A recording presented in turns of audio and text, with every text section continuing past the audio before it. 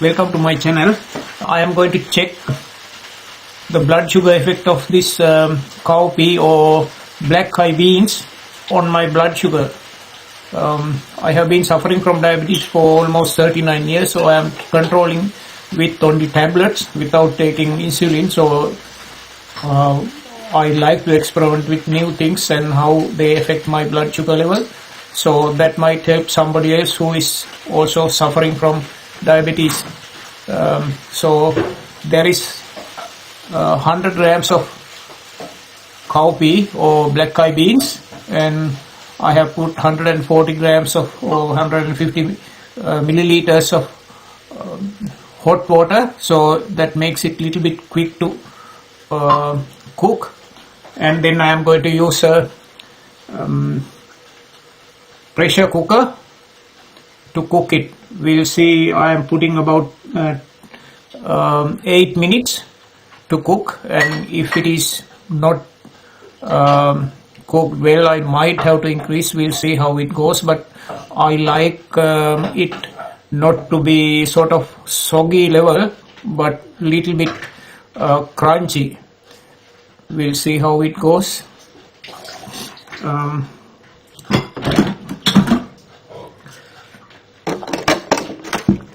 This is a Philips pressure cooker.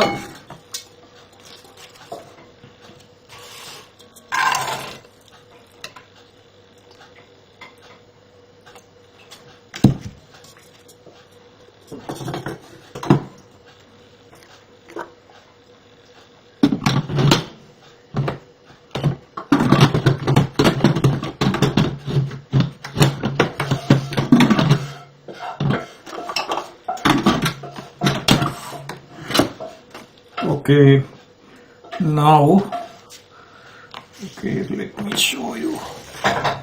Bring it little bit closer. So I will select pressure cook here, and then go to, by pressing this again, I can go to manual. This is manual, and then I will increase the cooking time to 8 minutes. And then press the start button.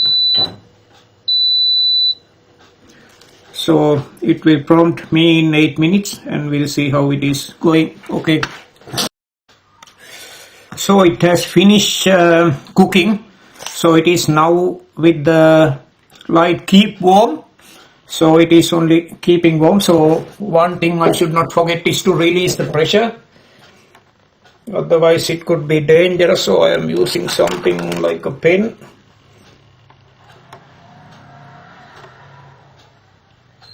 Yeah, I think it's okay. So we'll open and see.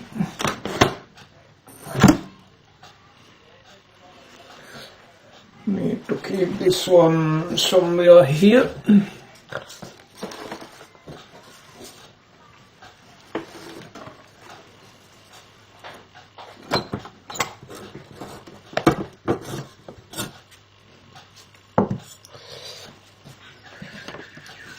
This one away, and this is how it looks.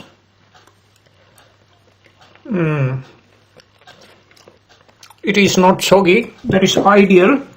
So I like that. And basically, if you make it soggy or too soft, then it will get absorbed very quickly, and that means your blood sugar will rise very quickly. So this is the ideal time. Ideal time is about 8 minutes. So there is 100 grams, so I will eat half and my wife will eat the other half. We'll see what are we going to eat with. This is going to be my lunch today. We'll see. There is the cowpea or black eyed peas, and there is little bit of canned fish, and there is some bitter melon made as a curry. Bitter melon also helps diabetes, so it helps to reduce the blood sugar. There is some bok choy. I don't know what they call, but I stir fry them little bit. And then there is the what is called kimchi, a Korean dish, sort of fermented, and that is my lunch. We'll see the blood sugar and then we will check the blood sugar again after the meal, maybe about 2 hours after the meal. To reduce my after meal blood sugar, I also go for a walk about 20 minutes, 30 minutes, depending on the time you have. If you shake your hand and stand up, it makes it a little bit easier to get the blood, rather than pricking the finger too hard. Now blood is ready, the machine is ready. 7.1, that's not bad. 7.1 is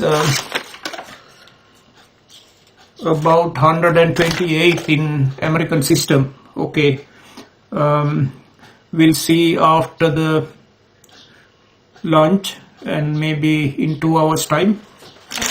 Okay, we'll see what happened to my blood sugar after eating 50 grams of black koi beans. This is what I had. It is an Australian product. I cooked 50 grams. They have 19 grams of carbohydrate in 100 grams, so it is comparatively low to compare to most of the other foods. So it is cheaper than buying low carb breads, because when you cook 100 grams you get almost 200 grams. We'll check the blood sugar.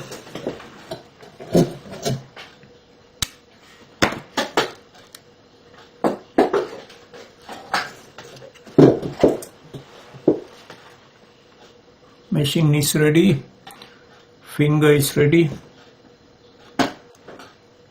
7.6, so that is about 137. So it has gone up little bit, but it is all right. So it is, as long as the values are less than 9, or 7.1 was the previous reading.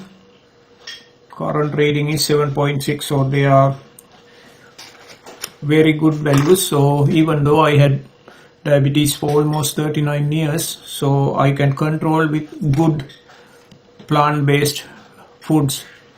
Thanks very much for watching, and we'll see you in the next video. Please click the like button. Thank you very much. Click and watch one of the videos you see above, and that will help you get into better health. Thanks very much for watching this video. See you in the next video.